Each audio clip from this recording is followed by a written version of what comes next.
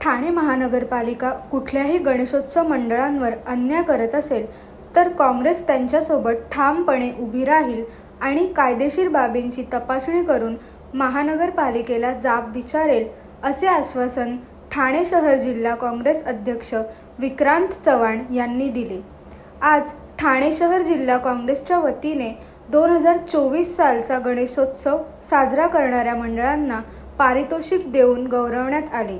तसेच विविध घरगुती गणेशोत्सव साजरा करणाऱ्या नागरिकांचाही सन्मान करण्यात आला। असा आम्हाला जास्ती अभिमान वाटतो की गणपतीच्या भावना किंवा धार्मिक भावना या आपल्या हिंदू संस्कृतीच्या भावना, प्राचीन परंपरा किंवा जी संस्कृती आहे ती पोहोचवण्यात आम्ही लोकांपर्यंत यशस्वी होतो। आणि म्हणून आजच्या या कार्यक्रमाचे पारितोषिक वितरण समारंभ आहे, त्या माध्यमातून पुन्हा एकदा आम्ही एक संदेश देऊ इच्छितो लोकांमध्ये की आपण सगळे एक आहोत, आपण सगळ्यांनी मिळून देवाची प्रार्थना करूया आणि ह्या जगामध्ये सर्वांना सुख समृद्धी आणि शांती लाभो